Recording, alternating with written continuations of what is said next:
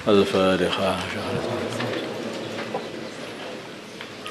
Putusan Fasul Masail Rebu 6 Safar 1445 Hijriah 23 Agustus 2023 Masehi. Masalah khunsa muskil. Khunsa itu bencong. Bencong yang muskil itu yang memang sudah aslinya ada dua alat kelamin. Ada sepasang suami istri yang sudah lama mendambakan anak perempuan, akan tetapi yang mereka dapatkan adalah anak khunsa, yaitu memiliki dua kelamin. Khunsa asli, bukan orang laki-laki ngaku-ngaku wanita, bukan, ini khunsa asli. Karena mereka sudah memiliki 3 anak laki-laki dan sudah lama menanti anak perempuan, maka beberapa hari kemudian mereka memutuskan untuk melakukan operasi pemotongan alat kelamin laki-laki bayinya tadi dan menyisakan kelamin perempuan. Akhirnya mereka pun memperlakukannya layaknya anak perempuan, baik itu dari cara berpakaian, tingkah laku, sopan santun, dan lain-lain. Setelah beranjak dewasa, ternyata anak tersebut tidak haid. Nah, malah sebetulnya laki-laki dia itu tidak memiliki rahim pula. Nah ini dong keliru ini orang tuanya, sehingga anak laki-laki dipotong masih bayi itu ya. Dan tidak memiliki payudara, akan tetapi sifat dan gaya hidupnya sudah terbiasa seperti layaknya perempuan karena mulai kecil sudah dilatih jadi perempuan. Permasalahannya begini, bagaimanakah hukum tindakan orang tua tersebut? Perbuatan tersebut yaitu memotong alat kelamin bayinya tadi, alat kelamin laki-laki bayinya tadi tidak dibenarkan dan haram. Nah, itu enggak benar itu. Karena pertama melukai dan menyakiti anak. Yang kedua mengubah ciptaan Allah Ta'ala. Nah sekarang bagaimana gitu? Kalau sudah anak itu sebutnya anak laki-laki, tidak ada rahimnya, ya, dan tidak bisa haid juga. Terus kemudian mau diapakan? Mau dinikahkan. Kalau sudah gede kan nggak bisa dinikahkan juga. Dia harus menikah dengan perempuan. Mau nikah sama perempuan sudah nggak punya. Mau gimana lagi? Mau nikah sama laki-laki, sama-sama laki-lakinya, habislah. Sehingga masa depan anak itu hancur itu, gara-gara ambisi orang tua. Nah ini makanya dosa yang seperti itu. Jadi sebelum apa-apa itu mestinya harus diperiksakan ke dokter, ini laki-laki atau perempuan, dilihat. Kalau dokter sekarang kan mudah.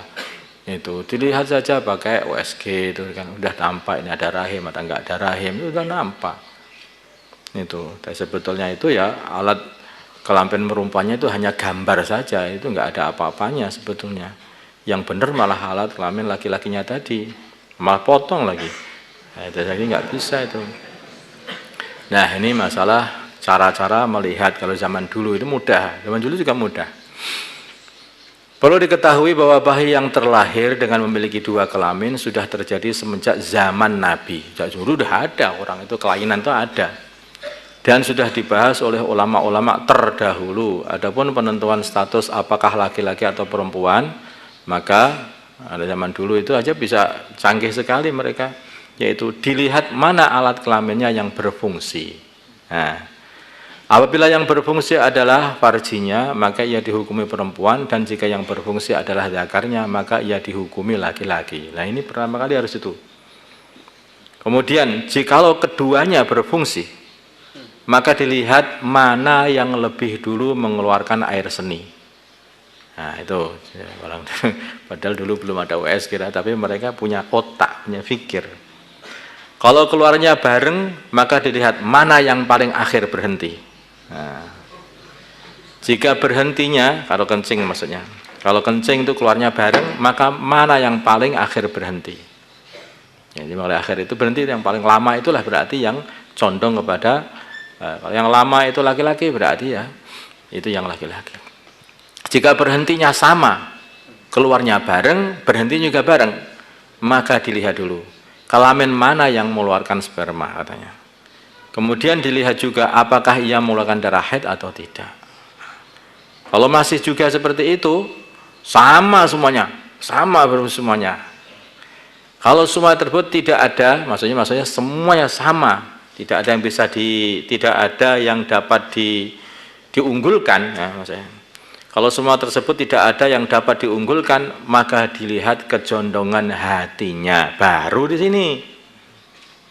Ketika ia sudah balik nanti, jika ia menyukai wanita, berarti laki-laki.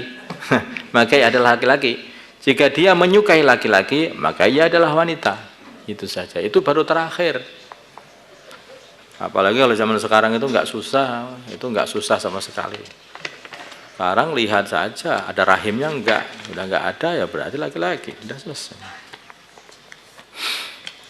Jadi nggak ada orang itu kayak LGBT itu nggak ada. Namanya jenis kelamin hanya 2. Ya, ada jenis kelamin sampai 7, 9 gitu. Nggak ada yang namanya aku ini wanita terjebak dalam tubuh laki-laki.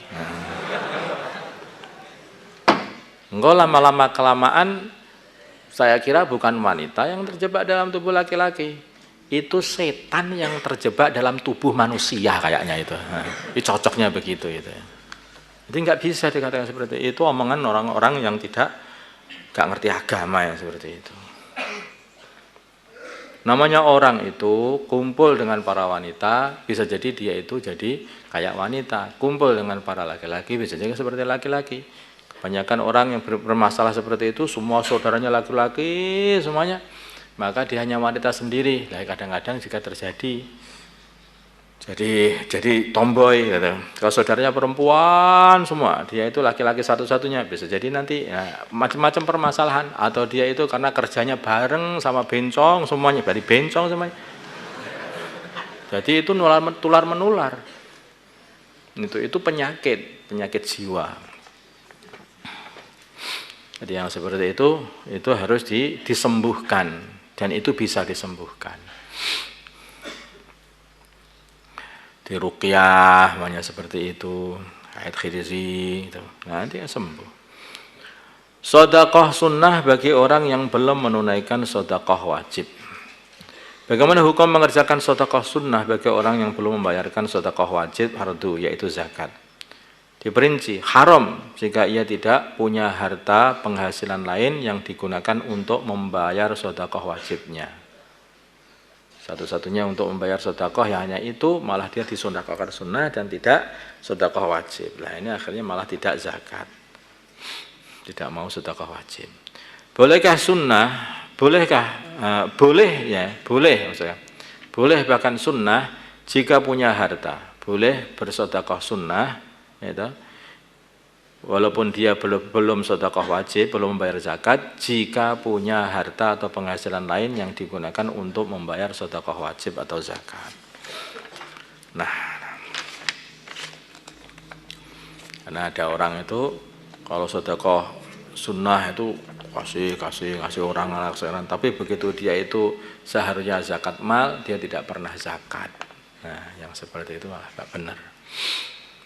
Beli 2 gratis 1. Untuk menarik minat pelanggan, maka penjual menggratiskan.